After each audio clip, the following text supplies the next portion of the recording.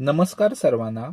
आज आम्ही गोवा राज्यातील बिचोलीम तालुक्यातील नानोडा या गावातील श्री चौरंगीनाथ महाराजांचं मंदिर हे सुंदर ऐतिहासिक ठिकाण पाहण्यासाठी आलो आहोत, जे की श्रद्धा आणि शांततेचं सुंदर संगम आहे. आम्हाला इथंच जाणवल शहराच्या गडबडीतून निघून येऊन शांततेच्या मध्यभागी आल्यासारखं.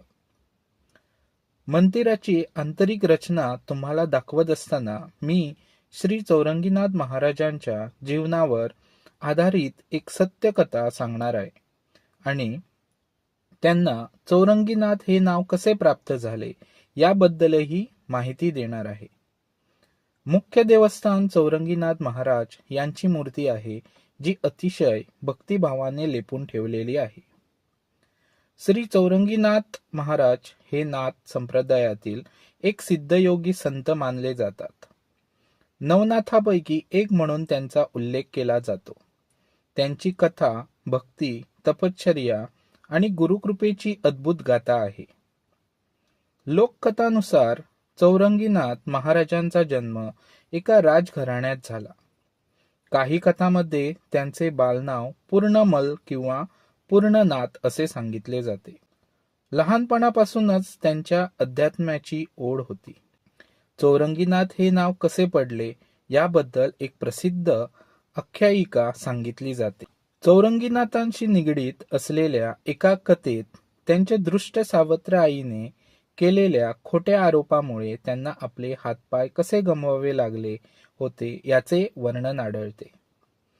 या पौराणिक कथेनुसार चौरंगीनाथ हे एक राजपुत्र होते. राजाला 2 बायका होत्या. चौरंगीनाथांची सावत्र आई त्यांच्यावर आसक्त होती. चौरंगीनाथ महाराजांच्या सावत्र आईच्या मनात त्यांच्याविषयी अयोग्य आणि चुकीची भावना निर्माण झाली होती. म्हणूनच तिने त्यांना भेटण्यासाठी बोलवले. परंतु चौरंगीनाथांनी या अनुचित प्रेमाचा स्वीकार केला नाही. राणीचा घोर अपमान झाला व तिने क्रुद्ध होऊन या अपमानाचा बदला घेण्याचे ठरविले. तिने चौरंगीवर चारित्र्यहननाचा आरोप टाकला. या आरोपानंतर राजाने चौरंगीनाथांचे हात पाय तोडून त्यांना जंगलात फेकून दिले. त्या वेदनेतही त्यांनी देवावरची श्रद्धा सोडली नाही. मनोमन प्रार्थना करत राहिला. गुरुकृपेने आणि त्यांच्या तपश्चर्येने त्यांना पुन्हा पूर्णत्व लाभले. म्हणजेच महाराजांचे हात पाय त्यांना परत प्राप्त झाले. त्यामुळे त्यांना चौरंगीनाथ असे नाव मिळाले. म्हणून त्यांना चौरंगी असे सुद्धा नावाने संबोधले गेले. चौरंगी म्हणजे 4 अंगाचा. नाथ संप्रदायात असे मानले जाते की गुरु गोरक्षनाथांनी त्यांना दीक्षा दिली आणि योग विद्या शिकवली. गुरूंच्या मार्गदर्शनाखाली त्यांनी कठोर तपश्चर्या केली आणि सिद्धी प्राप्त केली, ज्याद्वारे ते आपल्या अवयवांना पुनरुज्जीवित करण्यास सक्षम झाले आणि सिद्धीच्या बळावर चमत्कारिकरित्या त्यांचे हातपाय पूर्ववत झाले. असे हे थोर नाथ योगी गिरनार पर्वत येथे 12 वर्ष घोर तप करून सिद्ध झाले. महाराजांच्या आयुष्यातील सर्वात मोठा संदेश म्हणजे गुरुशिवाय ज्ञान नाही आणि श्रद्धेशिवाय मोक्ष नाही. श्री चौरंगीनाथ महाराजांच्या जीवनकथेचा शेवट अत्यंत प्रेरणादायी आणि चमत्कारिक मानला जातो. या चमत्काराने संपूर्ण राज्य थक्क झाले. राजाला आपल्या चुकीची जाणीव झाली, म्हणजे त्यांच्या वडिलांना, आणि त्याने चौरंगीनाथ महाराजांची क्षमा मागितली. चौरंगी महाराजांनी मोठ्या मनाने सर्वांना माफ केले आणि लोकांना क्षमा, संयम आणि श्रद्धेचा संदेश दिला. त्यानंतर त्यांनी सांसारिक जीवनाचा त्याग करून अध्यात्माच्या मार्गावर स्वतःला अर्पण केले. ते नाथ संप्रदायातील एक महान संत म्हणून प्रसिद्ध झाले. हीच श्री चौरंगीनाथ महाराजांच्या जीवनकथेची प्रेरणादायी समाप्ती मानली जाते.